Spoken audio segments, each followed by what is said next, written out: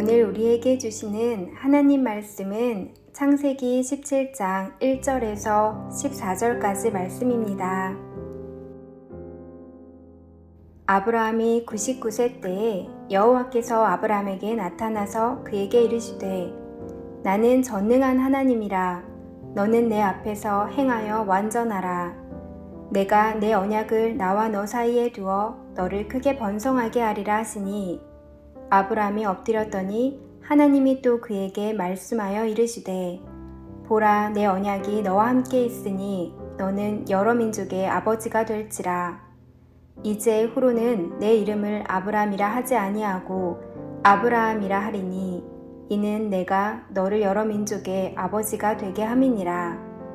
내가 너로 심히 번성하게 하리니 내가 내게서 민족들이 나게 하며 왕들이 내게로부터 나오리라.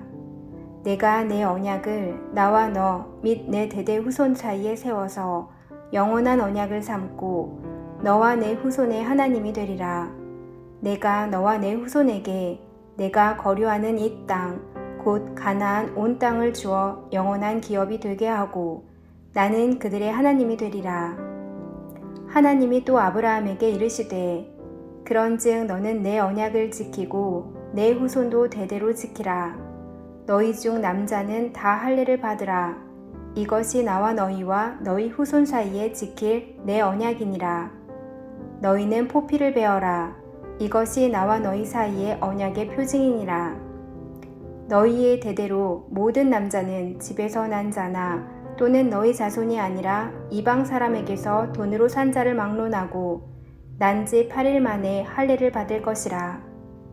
너희 집에서 난 자든지 너희 돈으로 산 자든지 할례를 받아야 하리니 이에 내 언약이 너희 살에 있어 영원한 언약이 되려니와 할례를 받지 아니한 남자 곧 그 포피를 베지 아니한 자는 백성 중에서 끊어지리니 그가 내 언약을 배반하였음이니라.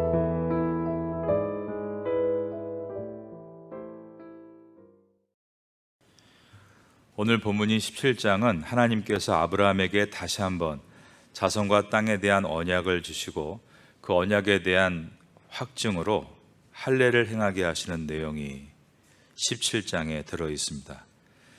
창세기 15장에서도 하나님은 자손과 땅을 주시겠다라고 하시면서 그 확증으로 아브라함을 밖으로 인도하시면서 하늘의 무뼈를 셀 수 있나 보라.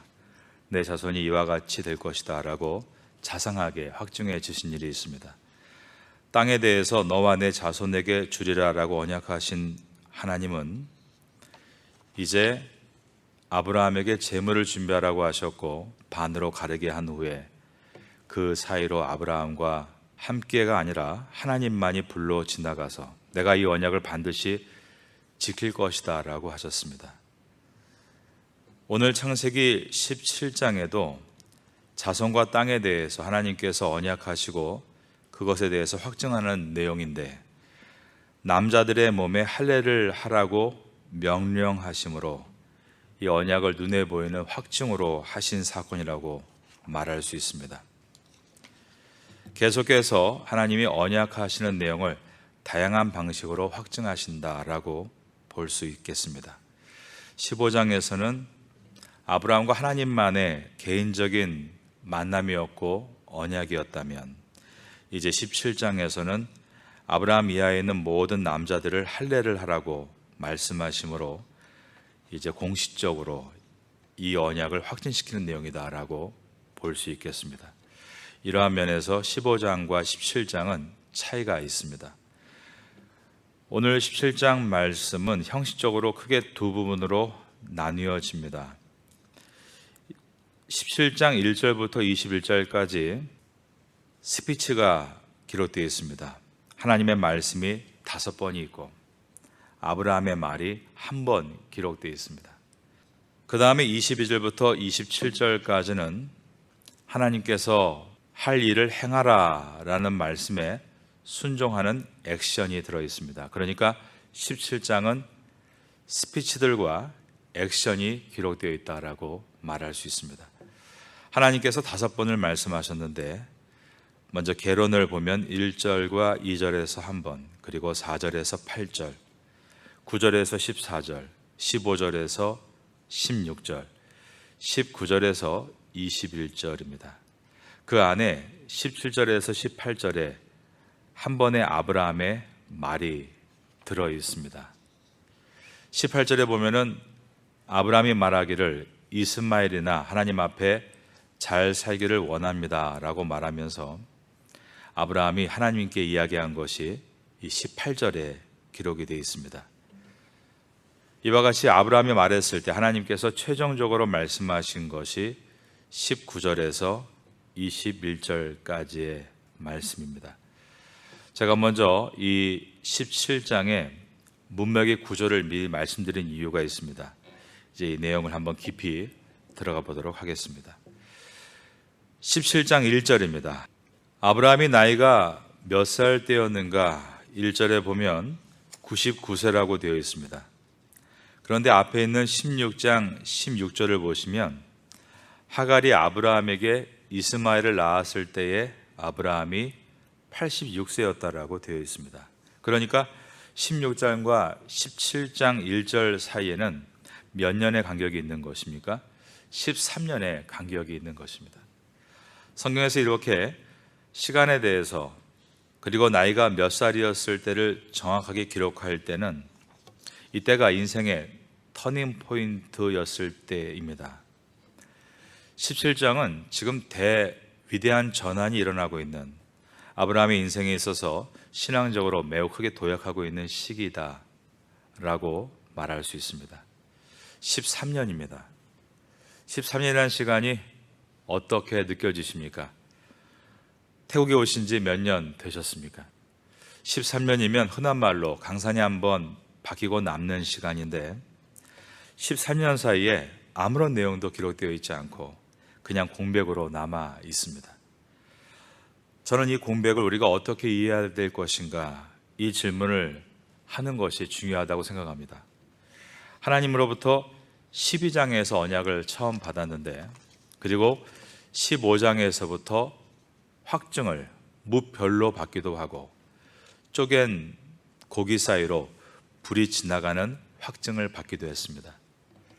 그 후로 벌써 오랜 시간 동안 지나면서 하나님께서 나타나셨다 그런 내용이 없었습니다. 하나님의 침묵입니다. 만약에 여러분들이 아브라함이시라면 이 13년을 어떻게 견디셨겠습니까? 여러분은 많은 기도와 소원을 가지고 이 새벽에 나왔을 것이라고 생각합니다. 얼마 동안 그 기도를 해오고 계십니까? 아브라함은 무려 13년을 기다리고 있었던 것입니다. 업앤다운이 있었겠죠. 올라가기도 하고 또 신앙은 내려가기도 하는 것입니다. 그렇지만 중요한 것은 아브라함이 그 기간 동안 약속에서 떠나지 않았다는 것입니다.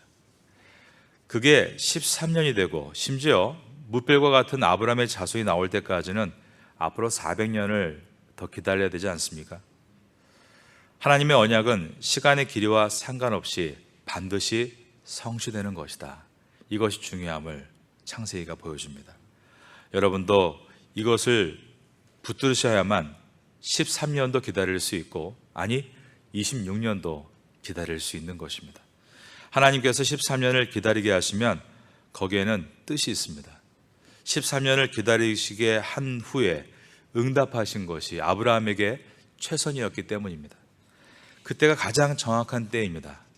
우리는 하나님의 때를 믿을 수 있어야 하는 것입니다. 믿음이 없는 사람은 조급해집니다. 조급하면 서두르게 되고 그러면 실수하게 됩니다. 우린 그 내용을 16장에서 보지 않았습니까? 그런데 믿음이 있는 사람은 13개월이나 13년이나 기다릴 수 있습니다. 머릿속으로는 납득이 안 돼도 13년을 기다리게 하실 때는 나는 이해할 수 없지만 하나님은 이것이 나에게 최선임을 아시니까 나를 이렇게 인도하신다고 믿을 수 있는 것입니다. 주님, 이해도 안 되고 받아들이기도 싫어요. 그러나 하나님께서 하시는 일이 늘 최선임을 저는 믿고 있습니다. 이것이 믿음인 것입니다.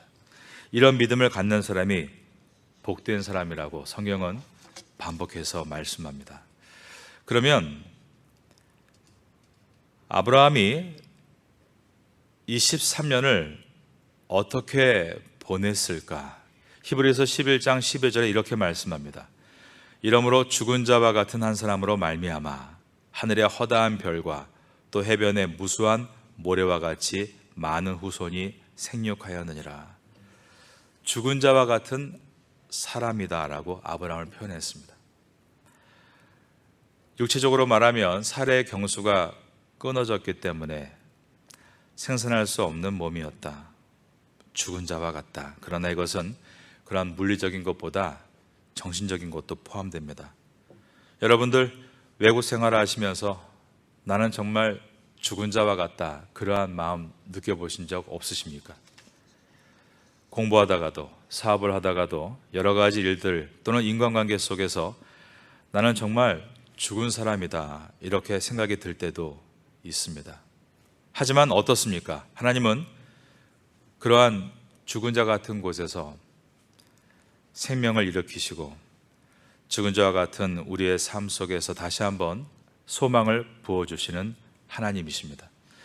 죽은 자 같은 자를 통해서 하늘의 무별과 같고 바다의 무수한 모래와 같은 자손을 일으킬 수 있는 분이 우리 주님이십니다. 저 여러분께서 지금 기다리는 모든 것에 대해서 하나님께서 반드시 가장 좋은 때에 가장 귀한 것을 응답해 주실 것을 믿습니다. 아브라함이 하나님으로부터 언약을 받았을 때가 75세입니다. 그리고 언약을 재차 확증받았을 때, 그리고 이스마엘을 얻었을 때가 86세였습니다. 그리고 지금 95세가 됐습니다. 75세부터 계산하면 25년을 기다렸습니다. 여기서 생각해야 되는 것은 아브라함의 기다림이 간절했을까? 아니면 하나님의 기다림이 간절했을까입니다. 누가 더 간절하게 기다렸을까요? 축복을 받기 원하는 아브라함과 축복하기 원하시는 하나님.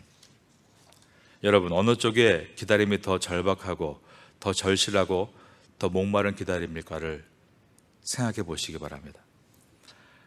아브라함은 사실상 반 이상은 체념한 상태였는지 모릅니다. 죽은 자와 같았다라고 했습니다. 하지만 하나님은 기다리시고 아브라함을 또 기다리시고 그가 업앤다운 하면서 실패하고 실수해도 한순간도 그 약속을 잊어버리지 않으셨습니다. 이사야서 49장 15절에 이렇게 말씀합니다. 여인이 어찌 그 젖먹는 자식을 잊겠으며 자기 태에서 난 아들을 국률이 여기지 않겠느냐. 혹시 그들은 잊을지라도 저를 따라 하시겠습니다. 나는 너를 잊지 아니할 것이라. 아브라함보다 하나님이 더 기다리셨습니다. 하나님께서 여러분에게도 축복을 주시기를 여러분보다 더 기다리고 계심을 잊지 마시기를 바라겠습니다. 그러면 어차피 하나님께서 언약을 주시고 결과적으로 이삭을 주실 텐데 왜 25년을 기다리게 하셨을까? 왜 하나님은 우리를 기다리게 하십니까? 어차피 주실 것이라면 그냥 주시면 되는 것 아닙니까? 왜 그러실까? 그 이유는 아까 말씀드렸지만 그것이 우리에게 최선이기 때문입니다. 축복을 받는 것보다 중요한 것은 내가 축복을 담을 그릇이 되는 것입니다. 우리가 축복을 받을 그릇이 되어야 됩니다. 돈이 중요합니다. 그런데 돈보다 중요한 것이 있습니다. 돈을 받아도 주님의 청지기로 온전할 수 있는 축복의 그릇입니다. 건강이 얼마나 중요합니까? 건강을 우리가 복으로 받아야 합니다. 그러나 더 중요한 것은 건강을 받아도 그 건강 가지고 죄 짓지 않을 우리의 그릇입니다. 우리가 높아지는 것이 얼마나 중요합니까? 그래야 이 태국 땅에서 일해보지 않겠습니까? 그러나 높아진 것 때문에 하나님을 떠난다면 그 그릇은 아무 의미가 없는 것입니다. 축복보다 중요한 것은 축복을 받을 만한 그릇인 것입니다. 축복을 받을 만한 그릇이 될 때 하나님께서 축복을 부어주시는 것은 그것이 우리에게 최선인 것을 아시기 때문입니다.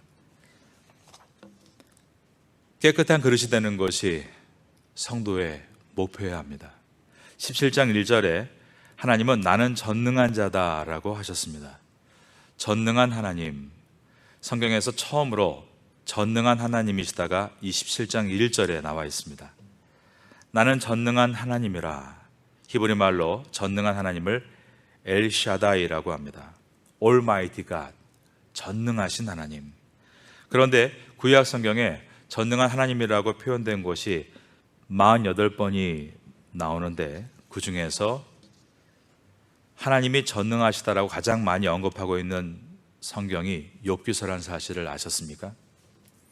전능한 하나님 48번 가운데 구약 성경에 31번이 욥기서에서 나오고 있습니다.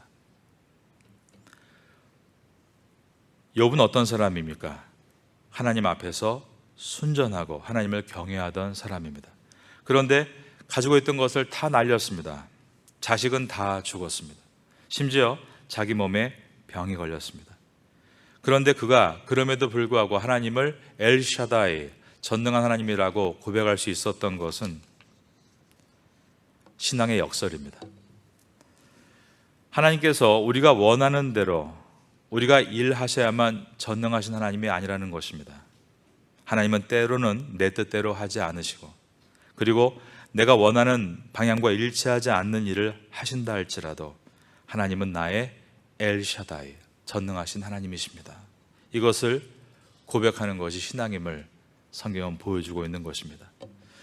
이제 하나님께서 전능한 하나님이라 라고 말씀하시며 아브라함에게 너는 내 앞에서 행하여 완전하라 라고 말씀하셨습니다. 저를 따라 하시겠습니다. 너는 내 앞에서 행하여 완전하라. 이 말은 어떤 말입니까? 우리가 온전한 그릇이 될 때 하나님의 전능하심이 부어진다는 것입니다. 하나님께서 아브라함에게 여러 차례 명령하셨습니다. 제일 처음 12장에서 명령하신 것은 본토 친척 아비집을 떠나라는 명령이었고, 13장 14절에서는 하나님께서 이제 롯이 떠난 다음에 아브라함에게 보라, 주실 가나안 땅을 보라라고 명령하셨습니다. 15장 9절을 보면 하나님과 계약을 체결하기 위해 제물들을 준비하라라고 명령하셨습니다. 이와 같이 하나님께서 아브라함에게 주신 명령들을 모아보면 이와 같습니다. 가라, 떠나라, 준비하라. 그런데 오늘 본문에 보면 하나님의 명령은 17장 1절에서 너는 내 앞에서 행하여 완전하라 라고 하십니다. 하나님이 주신 최초의 윤리적인 명령입니다. 하나님께서 아브라함에게 윤리적으로 바르게 서라라고 명령하신 것입니다. 우리는 이 창세기를 공부하면서 아브라함을 통해서 중요한 것 한 가지를 배웠습니다. 뭐냐면 이신칭의 복음이었죠. 15장 6절에 아브라함이 여호와를 믿으니 여호와께서 이를 그의 의로 여기셨다라는 내용입니다. 이신칭의, 써이자, 뭐뭐로써, 즉 믿음으로써, 칭의, 의롭다, 칭함을 얻었다. 이신득의라고도 하는데 의롭다고 얻을 득, 얻게 되었다. 이신칭의, 이신득의는 이처럼 아브라함이 받았던 은혜로부터 성경에 계속해서 나오고 있는 말씀입니다. 아브라함이 잘했기 때문에 의롭다 여김받은 것이 아니라 아브라함이 믿었기 때문에 의롭다라고 여김받은 것입니다. 이것은 기독교의 시작입니다. 그러나 기독교는 칭의로 끝나는 것이 아니라 그 다음에 성화의 과정을 이어갑니다. 이 내용을 우리가 보게 됩니다. 하나님께서 처음에 아브라함을 믿음으로 의롭다 여겨주신 다음에 그 다음에 이제 윤리적인 명령, 너는 내 앞에서 행하여 완전하라, 윤리적으로 바르게 서라라고 말씀하고 있는 것입니다. 사람은 먼저 완벽해서 구원받은 것은 아닙니다. 믿음으로 구원받았습니다. 그러나 믿음으로 구원받은 감결 가지고 하나님이 우리에게 명령하시는 것은 그 감결 가지고 거룩한 삶을 살아가라라는 것입니다. 그렇기 때문에 거룩한 삶이란 구원의 조건이 아니라 구원의 결과이고 또 구원의 목적이기도 합니다. 이것을 정확하게 분별할 수 있어야 됩니다. 너는 내 앞에서 행하여 완전하라. 여기서 내 앞에서라는 말은 참으로 은혜스럽습니다. 그래서 16세기의 종교 지도자들은 코람데오라는 말을 만들어냈습니다. 코람데오란 라틴어로서 코람이 뭐뭇 앞에서, 테오스, 네오는 하나님입니다. 코람데오 신앙은 그러므로 하나님 앞에 서 있다라는 신앙입니다. 한마디로 말하면 신전의식입니다. 하나님 앞에 있다. 무슨 일을 하던, 내가 주방에서 밥을 짓던, 내가 교회 앞에서 청소를 하건, 내가 어려운 이웃을 방문하건, 무슨 일을 하건 신전의식입니다. 하나님 앞에 있는 것이다. 하나님 앞에 서 있다는 이 라틴어 코람데오가 있는가 하면 또한 코람 호미니부스가 있습니다. 이 말은 사람 앞에 섭니다. 그런가 하면 코람 문도라는 말도 있습니다. 이 말은 세상 앞에서입니다. 사람 앞에서 코람 호미니부스, 세상 앞에서 코람 문도. 사실상 대부분 사람들은 사람 앞에서 자기를 보이려고 하고 세상 앞에서 자기를 과시하려고 합니다. 사람이 인정하지 않으면 아예 일을 하지 않는 사람도 있습니다. 사람이 안 보는 자리에서는 막 사는 사람도 있습니다. 그러나 코람데오의 신앙은 그렇지 않습니다. 하나님 앞에서 행위 완전하라. 이 말은 언제나 하나님 앞에서라는 생각을 잊지 않고 살아가라는 뜻입니다. 하나님의 눈을 의식하는 사람은 두려운 삶이죠. 그런데 그렇게 하나님 앞에 있다라는 그 두려움 때문에 큰 기쁨도 얻는다는 것입니다. 실패해서도 하나님 앞에 있다라면 다시 일어날 수 있고, 위험하고 위기와 어려움이 있다 할지라도 코람데오, 내가 하나님 앞에 있다라고 하면 또 결단하고 다시 주의 손을 잡고 일어날 수 있는 것입니다. 심지어 사랑할 수 없는 사람을 만나도 그것이 여러분의 가족일 수도 있습니다. 불화가 있다 할지라도 코람데오, 하나님 앞에 있다면 우린 그 사랑을 다시 시작할 수 있는 것은 십자가의 사랑을 아는 주님의 성도는 그 모든 것을 주님과 함께 이겨나갈 수 있기 때문입니다. 너는 내 앞에서 행하여 완전하라. 행하여, 이것이 히브리어 할라크를 번역한 것입니다. 할라커란 단어는 work, 걸으란 뜻입니다. 그러니까 직역을 하면 너는 내 앞에서 행하여 완전하라. 이 말은 너는 내 앞에서 걸으라 라는 뜻입니다. 하나님은 동산에서 아담과 함께 걸으셨습니다. 그때도 할라크라는 단어가 들어갔고, 창세기 5장 24절에서 에녹이 하나님과 동행하더니, 그렇죠, 한자로 보면은 같이 걷는 겁니다. 할라크가 있었고, 창세기 6장 9절에서 노아가 당대의 완전한 자라 하나님과 동행하였다. 여기에도 할라크라는 단어가 들어갔습니다. 인생의 성공은 누구와 함께 걸어가느냐입니다. 여러분들은 늘 하나님과 함께 걸어가시기를 예수님의 이름으로 축원합니다. 사람과 동행하는데 성공하기 위해서 마찬가지입니다.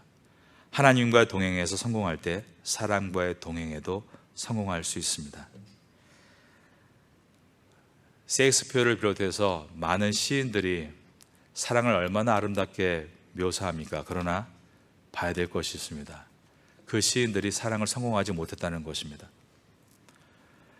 자기의 의지를 가지고 끝까지 사람과 동행할 수 없습니다. 어떻게 동행할 수 있습니까? 하나님과 동행하는 사람이 결국 사람과도 끝까지 동행할 수 있다는 것입니다. 교회가 더불어 사는 공동체라고 우리가 많이 알고 있습니다. 그러나 정말 교회가 어떻게 함께 동행할 수 있습니까? 그것은 한 가지입니다. 어떤 행사나 프로그램이 아니라 교회 각자의 성도님들이 예배를 통해 하나님과 동행할 때, 교회가 함께 동행할 수 있습니다. 하나님과 얼마만큼 동행하느냐, 그것이 내가 사람들과 얼마만큼 동행하느냐를 가르는 시금석이 되는 것입니다. 하나님과 동행하면서 나는 사람과는 동행하지 않는다, 이런 분들 가끔 있는데 그건 옳지 않습니다.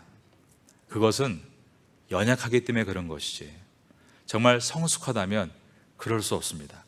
시간이 지날수록 하나님과 동행하는 만큼 사람과 동행하게 되고, 사람을 가르고 누군 좋고 누군 싫고 그런 것이 아니라 함께 품을 수 있게 됩니다. 완전하라라고 말씀하셨습니다. 타밈이라는 히브리어를 번역한 것입니다. 이 타밈은 창세기 6장 9절에서 노아는 의인이요 당대의 완전한 자라, 여기에 타밈이란 단어가 들어갔습니다. 그런데 우리가 봐야 됩니다. 노아가 완전했습니까? 그렇지 않죠. 노아는 또 홍수 사건 이후에 술 취해서 옷을 벗는, 그리고 부끄러움을 당하는 일들이 있었습니다. 완전하라, 이 뜻은 하나님과 같은 완전함을 표현하지 않고 인간에게 표현할 때는 성실함입니다. 그리고 그 방향으로 나아갈 때입니다. 사람은 그러므로 지금 어디에 있느냐가 중요하지 않습니다. 어디로 향해 가고 있느냐가 중요합니다. 여러분은 주님의 말씀을 들으면서 올 한 해 가운데 주님이 뜻을 두신 그곳으로 달려갈 수 있기를 예수님의 이름으로 축원합니다. 인생에 있어서 우리의 목적은 행복이 아니라 그러므로 거룩입니다. 자, 그러면 거룩을 정의할 수 있습니다. 거룩은 무엇입니까? 하나님을 향한 방향입니다. 그러면 죄를 정의할 수 있습니다. 죄는 무엇입니까? 하나님을 향하지 않는 방향입니다. 전 여러분들이 게으르다고 말씀드리는 것이 아닙니다. 다 부지런하십니다.